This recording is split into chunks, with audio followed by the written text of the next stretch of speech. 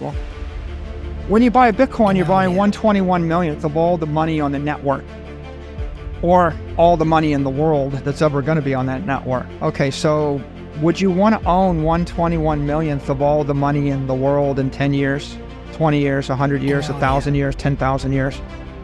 The product's not obsolescing. It's 121 millionth of. Best way to think about that question is to consider the alternatives people have. So you're a normal person and you want to save money for retirement or to give to your kids. So you put it in a savings account, you get 5% interest. The monetary inflation rate is 7 or 8 or 9%. You got a negative real yield of 3%. If you end up with a negative real yield of 3.5%, then over 100 years, $1 million saved is worth $30,000. Okay, and so for the average person, saving money in bonds with a 3.5% or 4% interest rate when the currency expands at 7 or 8, that's a losing proposition. You lose 97% of your wealth over the course of 3 generations. So clearly, bonds don't work, right? And savings accounts don't work. So the next question is, do I just put all my excess money in the S&P index? Well, traditionally, the money supply in the U.S. is expanding at 7%, and the S&P index is going up at 7%. So if you save $1 million over the course of your life and you put it all in the S&P index, then in 100 years, it'll be worth $1 million. So that's wealth preservation, but you're not doing any better than that, and that just kind of assumes that that the S&P 500 is going to be relevant for 100 years, and you can stick around the country. But it's like treading water. The next issue is, well, so what do I put in real estate? If you buy real estate, you're an average person. Can you buy a building? Probably not. Can you buy a warehouse? Not easy. Maybe if you're a rich family, you buy warehouses, right? Rich families buy warehouses, city blocks, and buildings, but the middle class person doesn't. So how do you buy $4,000 worth of a building? Can't. Okay, so the issue there is your property rights are inferior when you're buying shares of stock or a security versus the underlying property. If you own the building, you can mortgage the building, sell the building, upgrade the building, build 10 floors above the parking lot that the building has. You can develop the building. When you own a share in a REIT that owns the building, like you own 1/100th of the building, you don't have any of those rights. You can't do anything to the building. You're just along for the ride, getting 1/100th of whatever cash flow the general partner decides to distribute to you. And if they make stupid decisions, you're stuck with them, right? You don't have any property rights. You're inferior in your economic rights. So owning shares of a REIT to get property for 100 years, not a great idea. That leads us to the problem of securities. What is the problem of security? So you have some money, you invested in Apple stock or Amazon or Facebook or Google or a REIT that owns a building. The dilutive problem with securities is there are risk factors. First of all, there's a management team. They're going to take 1% every year. They're not doing it for free. They're charging you to manage the company or the building, right? And if you're lucky, that's only 1%. You want to see that in action? Just go look at any ETF. The ETFs charge 90 basis points. If you want to put money into a Bitcoin, BITO or whatever, they'll charge you 90 basis points just as the management fee. So about 1%. What's the cost of 1% over the course of a lifetime? An infinite duration asset, you would basically multiply it by 20, 25. So it means that when I charge you 1% to manage your $1 million, I'm taking 20% of your money. Okay. I'm taking 20% of all your wealth to charge you 1%. So that's only the first problem. It turns out that when you run a company, you also have the risk of labor, right? Your company may unionize. So you've got labor expenses, and what happens to the equity value when the company unionizes? Well, the union just takes all the profits, and the equity values of those companies start to trend towards zero. So labor is another risk. The third risk is your competitors, right? Your competitor may come up with a better product and you end up like Yahoo squeezed out or AOL squeezed out by Google. Well, then your stock's going to zero, right? I mean, how many companies actually had a competitor? Xerox? Kodak? World's full of great companies. Where are they today? They end up getting squeezed by competition. The fourth issue is technology, right? You may just get obsolesced, right? Maybe you own natural gas fields or oil fields and someone creates nuclear power plants and they don't need your oil anymore. Or maybe you sell the world's greatest chemical cameras and people don't need cameras anymore. They have digital cameras, right? There's always that kind of risk from technology. And then there's execution. Maybe you just don't ship the iPhone 47 to be that good, right? Maybe the iPhone 13 is good and the iPhone 15 is not good, right? And the world's full of examples of that, like Firestone tires or something, and I ship a tire and the tire blows out, and now people stop buying my tire. Or New Coke. Remember New Coke is a product launch that didn't work out well. So when you're investing in a company, you're not just getting a pure investment. You're actually getting an investment in an asset, but you're getting hammered and diluted by force majeure, by bad weather. Yeah, you might get a war. You might get a tariff or a trade war. Like we just decided to put a tariff of 20% on all Chinese imports. Oops. If you had a factory in China, what happened there? And then maybe you get a real war where someone just impounds your ship or blows up your factory. That happens too. We have real wars all the time. So what's the return on the S&P index? 7% a year. What's the monetary inflation rate? 7%. What's really happening? Well, all these companies, they're just barely holding their wealth. And so what would happen if I got rid of all those risks?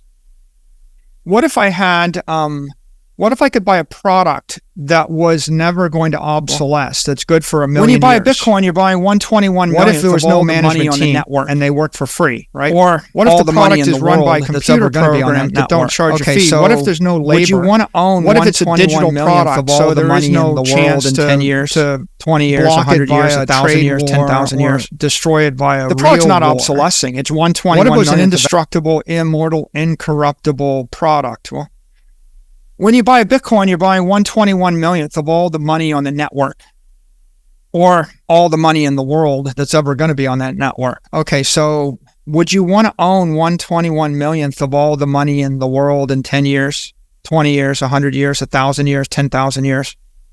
The product's not obsolescing. It's 121 millionth of everything. You see, the iPhone will obsolesce. One day you'll be using Apple Vision, or maybe they'll put a telepathic implant in your brain and you won't need phones and you won't need goggles. And maybe you won't need televisions. Those things can obsolesce. But will you want 121 millionth of all the energy in the human race?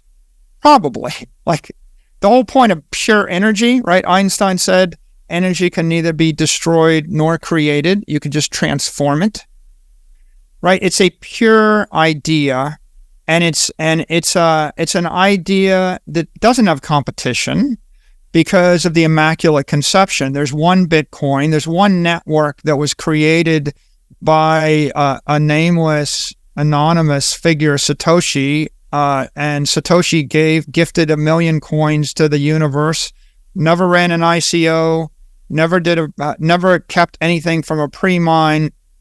And the network now is just owned by the people. So how do you actually compete with that? It's hard to see how you compete with a pure thing like that. So it's a digital monopoly with no labor risk, no war risk, no product risk, no execution risk. Now, there is execution risk that takes place. So you have to set up Bitcoin miners. And if you set up a Bitcoin miner in China and they shut down Bitcoin mining, the miners lose money, but you don't lose money as the holder, right? So it's like the perfect monetary franchise. All of the work to improve Bitcoin is done by the miners, by the Bitcoin device builders, by the Bitcoin banks, right? BlockFi and Celsius can fail, but if you're holding Bitcoin in cold storage, you don't fail, right? The hardware company can fail, but you don't fail. And so if you study business, let's take McDonald's. McDonald's is a great business, but the reason they're a great business is so they don't really take that much risk. All the franchises take the risk. And so it's possible for every restaurant to lose money in the McDonald's chain, and the McDonald's Corporation still makes money because they've laid off that risk downstream. Other people risk their capital. So Bitcoin is kind of like this viral ultimate banking monetary franchise where banks will take risk, miners will take risk, individuals will take risk, companies will take risk. When the risks pay off, the Bitcoin holders benefit. And when the risks don't pay off, the people that took the risk pay the price, but Bitcoin just continues. It's very anti-fragile. So coming back to your question, right? How's the middle class family benefit from this? Well, Bitcoin represents pure digital property, global property. It doesn't have the dilutive elements of a security. It doesn't have the dilutive elements of a currency or a credit instrument or debt instrument. It doesn't have the dilutive elements of property, right? You want to buy a second apartment, an Airbnb. Okay, well, fine. Someone may move into it and trash it. You may have a renter that doesn't pay the bill. You may get rent controlled by the city. You may actually have a tornado hit it and trash it.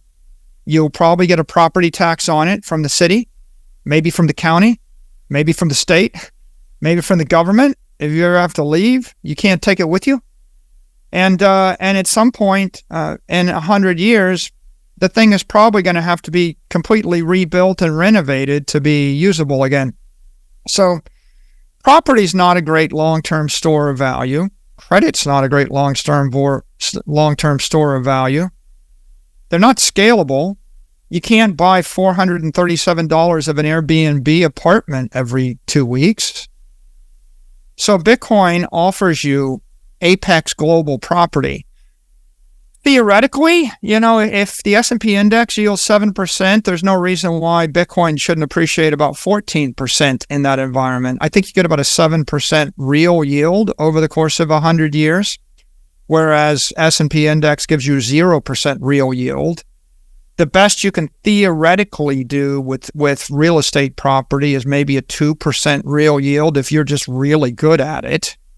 But there are just so many risks. Will your grandson or granddaughter be able to run the family property portfolio no matter what country they live in?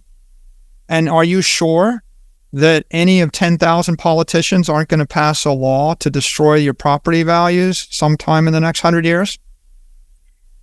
Think back from 1900 to the year 2000. And now imagine that you own a bar of gold in the bank in your city. What's the likelihood that you still have it 100 years later? Imagine you have a building in a major city in the world.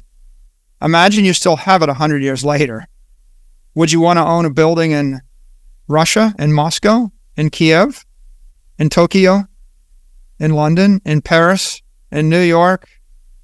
Where would you want to own the building? Where would you want to own the bar of gold? It turns out that everywhere in the world, the gold got seized. Maybe you might have got by in Zurich, Switzerland, but everywhere else you lost all your money. Every bank failed. Every currency failed. So your best bet is maybe you own property that they can't make more of. If you're lucky enough to own, if you owned a piece of property on the Gold Coast of Florida for 100 years, it went from $100,000 to $50 million. Good, but the property taxes on it probably offset the capital gain from it if it was residential. So the only way you could have actually made money owning property is if you own commercial real estate and you generated a rent on it in excess of the taxes and the insurance and the depreciation and the maintenance. It's not easy to do that everywhere in the world. So Bitcoin represents property rights, or the right to purchase perfect property that is maintainable, right? It's low cost to maintain. It's indestructible. The rain doesn't melt it. Tornadoes don't destroy it. And it's scalable. You can buy it with your weekly paycheck. And if it's liquid, you can sell it. Try selling it 1/100th of a building. Not so easy. You want to mortgage the building? Well, you can, a building in Kansas City, you could mortgage to a bank that deals in Kansas City real estate. But if you're Turkish and you have a building in Istanbul, there's only just a small number of banks in the world that give you a mortgage on that. The mortgage will be in lira. The lira is losing 30 to 40% of its value a year. You got a problem. So Bitcoin represents global digital property. You can take it anywhere on earth. You can hold it for 100 years. In theory, you can hold it for 1,000 years. So you can take a very long view. And how many banks will want your Bitcoin? Well, you see what's going on right now is there's a French bank that wants to custody Bitcoin. There's a German bank that wants to custody Bitcoin. There's a Singapore bank that wants to custody Bitcoin. The banks in the UAE are getting into the business. The banks in Spain are getting into the business. The banks in the US are getting into the business. Right? And on the other hand, none of those banks want to give you a mortgage on your house in Arkansas.